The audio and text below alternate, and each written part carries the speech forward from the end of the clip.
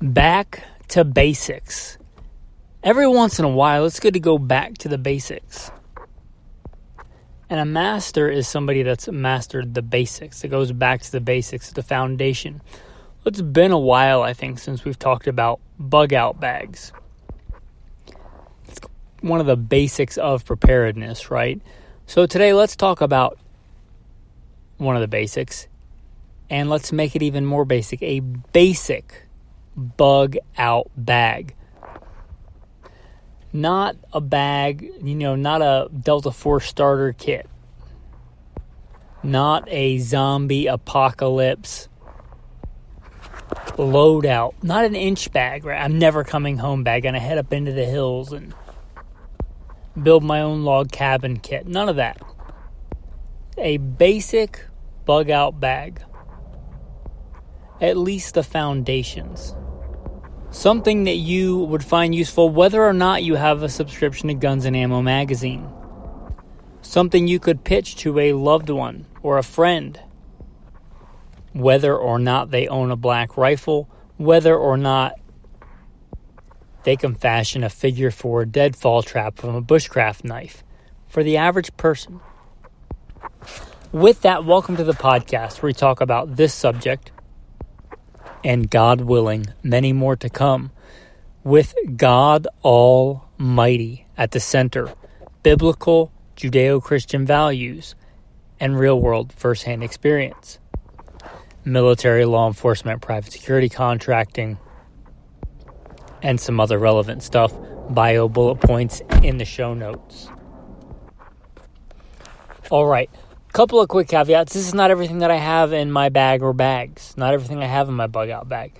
I have done a few videos on YouTube before I kind of realized that YouTube, I think, is a net negative for humanity and have been fasting it for a long time. However, I did 2 actual videos. One, the Mobob, the mother of all bug-out bags, with pretty much everything I had in my bug-out bag at the time. And one in an ultralight bug-out bag. You can probably find both of those if you want to. And there's many other videos on complete bug-out bags. This is a basic bug-out bag. An economy, a budget, on the cheap, fairly affordable bug-out bag. Again, this is not everything I think you should have. I think this is a good foundation. Now with that, let us dig in to this topic. Okay, first of all, bag type. I prefer you to have a backpack. I don't care if you get it at Goodwill. I don't care if you've got 3 kids and it's one of your kids' last year's, bag they're not using anymore, a JanSport. I don't care, right? I don't care if it's... I like a backpack with 2 straps at least. But if it's a duffel bag, if a duffel bag is what you have, a duffel bag will work, right? Especially if you're not in decent physical condition, which is sadly a large portion of the U.S. population, where you're not going to be walking a long distance on foot because you just can't health-wise, right? You're not walking for 3 days straight. But I like a duffel bag less, but a duffel bag will work. But I prefer a backpack. And again, it doesn't have to cost a lot of money. You can get it at Goodwill. You can get it at, any of like the discount stores that are having a sale. I would say rules of thumb, I wouldn't get anything that looks super tactical, and I would not get anything that's brightly colored. I just stay away from that, and that includes blue, that includes black. Black is one of the worst colors. I don't care if they thought it was tactical in the 80s. It's one of the easiest things to see. You should have something that blends in pretty much anywhere is my advice. Browns, greens, beige, khaki, your basic food groups for a preparedness person to wear color-wise. But anything like that would be fine. Okay, the first thing I'm going to mention, it's not an M4 with 7 extra magazines, right? A battery. A, extra cell phone battery. This will probably get used quite a bit if you forget your other stuff. But just a backup battery. There are models that come with all the common charging cords built in. I prefer one of these. You can even get them that have a flashlight built in. But a backup battery with your common iPhone, whatever the new cable is, the USB-C, with the cables built in. But you'll probably find this to be handy to have a spare battery pack in this bag. Even if you have one that you normally use, an extra one in your bag.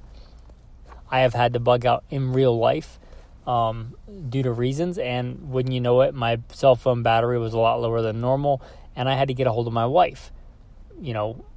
So this is important. I know that it's not the most tactical thing, but it's very practical for today's world. A lot of us, use GPS nowadays. Even if you have maps and stuff, it's convenient to have. It's good for communications. I know if the EMP, zombie chipmunk apocalypse happens, it's not going to be very useful. But until then, they're pretty useful. So an extra cell phone battery pack. And again, with the cables built in is preferred, but if not, just have the spare cables.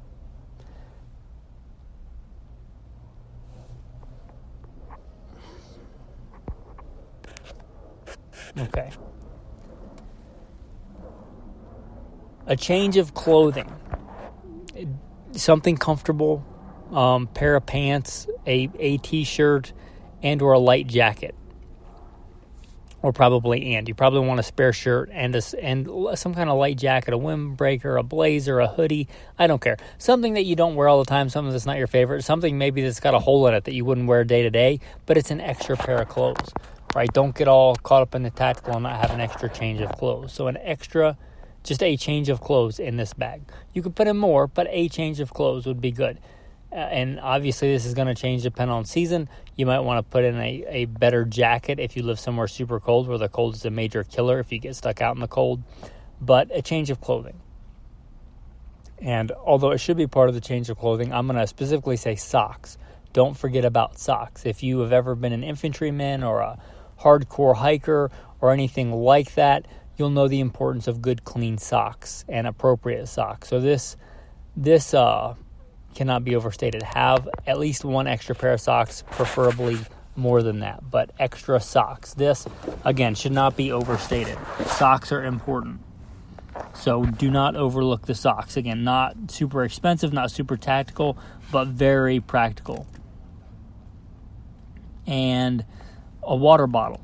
And now this can be as simple as, a rinsed out, cleaned, 1 liter soda bottle or something like that you just fill with tap water, or that you leave empty so you have a container if you're worried about it freezing and breaking or something like that.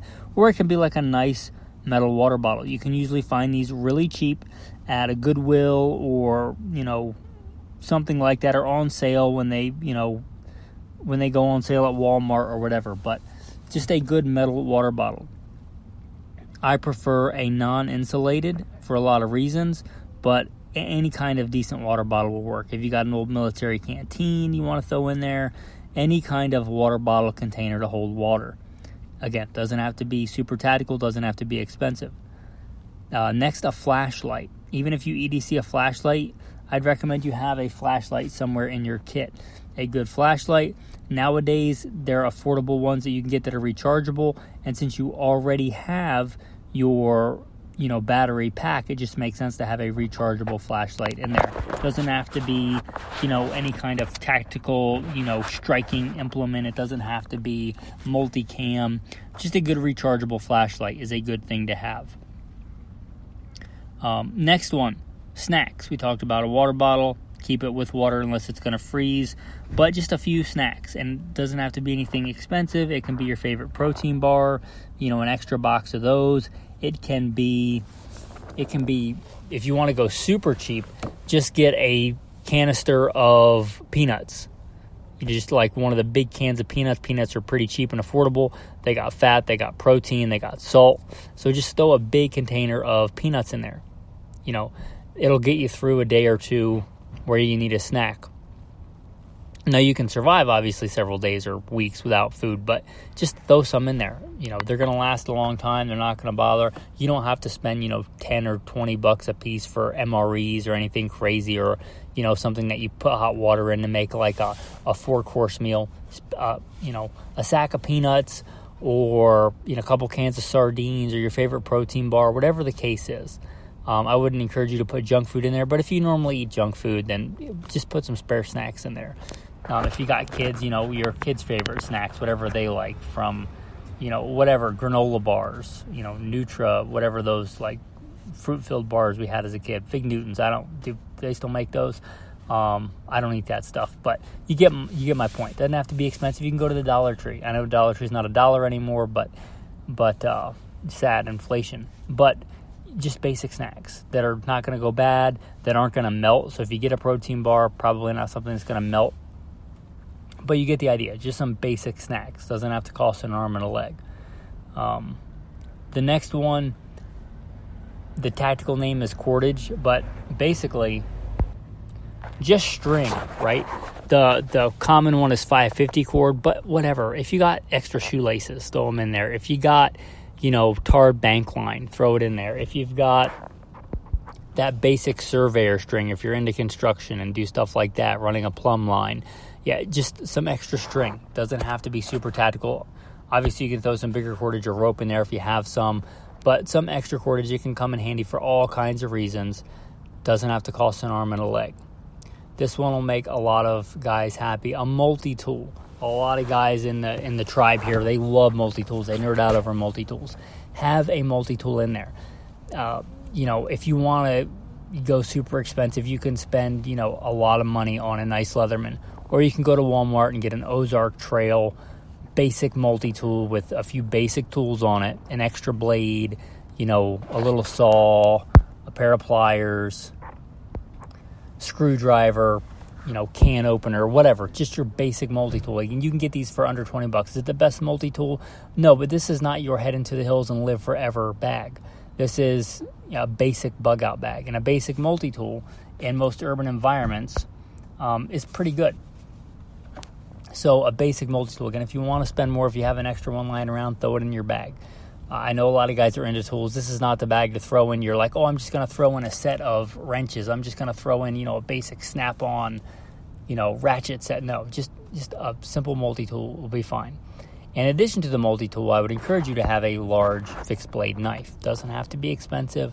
Glock knives are like under $40, I think, even with inflation. A Glock knife, their field knife is a good one. Doesn't have to be that. It could be a Mora. They're even cheaper. They're like 20-ish bucks.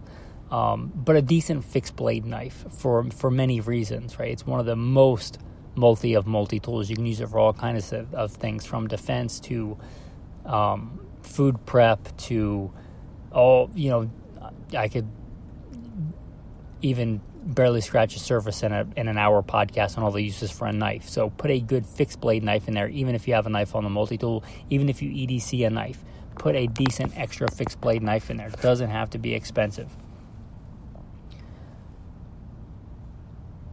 The next one, if you generally carry a gun, which you should because you're a man and you live in America, hopefully, if you're listening to this. If not, my condolences. But, or hopefully you live in free America, if you still consider like New Jersey America or whatever, I don't know. But like free America, hopefully you're a man and you carry a gun. If you do, you might want to throw some spare ammo in here. Just a box of ammo or two. Doesn't have to be crazy. Doesn't have to be a full bailout bag kit. But some spare ammo would be nice. If you want to throw a box of that in there. And that's about all the tactical stuff I'm going to mention. The last thing I'm going to throw in there is the most important thing to have in there, and that's the Bible. Have a copy of a Bible. It doesn't have to be an expensive Bible. It doesn't have to be, leather bound and heirloom quality, but just a basic Bible. They're very affordable. Having one in there, just a basic Bible. Why? Because you'll probably have some downtime. People always think about the tactical stuff, but what about the boredom side of bugging out? So you should always have a Bible around. Why not have one in your bag? It's the instruction manual for life, and it can do a lot for morale. So Bible, super important. And this bag is not going to cost you a lot of money. That's kind of the point, right? If you've got somebody that's not into the super tactical, right? They don't stay up at night trying to decide between 3V steel and Magna Cut for their favorite go-to apocalypse knife. They don't stress on what their loadout should be for their go-to M4, whether it should be 77 grain OTM match or 55 grain XM193, right? That's if you're that guy, cool. I'm that guy, but not everybody is that guy. I work as a private security contractor. I've been a professional gunfighter most of my adult life. Most people aren't that, and that's fine. But if you think the average person that you care about should have a basic preparedness bag, you might not even want to tell them bug out bag. You might just call it an emergency bag or a I don't know bag, but a contingency plan bag. You could pitch it as, what happens if, somebody gets really hurt in your family or somebody you care about, and you have to go spend a night or two out of town at the nearest really good trauma center, and you want a few things to get you through a night or two that you can just grab. You don't have to waste extra time. You can grab the bag and follow the ambulance to wherever, right? And you can stay there for a couple of days. Or what if there's a wildfire or a flood or whatever is germane to your area and you have to leave right now? Hopefully you can come back and your house is fine, but it's mandatory evacuation right now. Wouldn't it be nice to just have a bag with some basic stuff in it? I think, the things I talked about, again, not everything that you should aspire to have, but a good foundation to have. And obviously you can replace it with nicer stuff or more tactical stuff as time goes on. But again, I thought it would be good to revisit go back to the basics. And survival basics includes a bag of some kind. And there's much ado about this bag, a bailout bag, an inch bag, whatever bag, but just a basic survival bag. And this is some basic survival stuff. Oh, before I forget, a couple of caveats. If it's for a woman and she normally dresses really nice in like high heels and a skirt, we talked about a change of clothes. Make sure it's a practical change of clothes. And shoes. You might want to throw in that old pair of shoes you're thinking about getting rid of that are comfortable. I don't care, what they are. I don't care if they're Crocs. But if it's for a lady especially that normally wears high heels, it's really hard to do practical stuff in high heels. I don't know why women wear those things. They don't do anything for me as far as like a woman wearing them or not wearing them. So I don't know why they bother with them. They're super impractical. If that's the lady in your life or that's you listening, put a practical pair of shoes in the bag. Also, caveat, you may want to consider backup documentation. It could literally just be a photocopy of driver's license, military ID, concealed carry permit, medical record if you have medical conditions, basic stuff. I know that's not going to work in like a traffic stop. It's not a legal document for a cop, but it's good to have some kind of documentation as to who you are. If you have a spare wallet, with some spare cash and stuff, because obviously if you have your EDC, you're going to have your wallet and cash and stuff on you. But it might be good to have some spare cash or an extra card if you have like a card to an account you don't normally use, but you would use it in an emergency, or a prepaid card, or just some basic extra wallet with extra documentation, extra ID if you have some. If you don't travel often, but you have a passport, it might be a good place for a passport. And I would say the good place for this bag to live is in your vehicle, not in your house. Because if you're home, your vehicle's probably home. But if you're away from home, you might not have time to go back to your home to get this bag. So I would say a good place for it to live is in your trunk, in your truck, behind the seat, under the seat, depending on the size. But I think the home for a bag like this is in your vehicle, not in your domicile, not in your house. Okay, so seems like a lot of tips in here, so no tactical tip for this episode, but tactical verse of the day: look to the ant, you sluggard. Right, part of the things that make ants kind of remarkable, teeny tiny little brain, right? But they prepare, they store up stuff for the future they might need.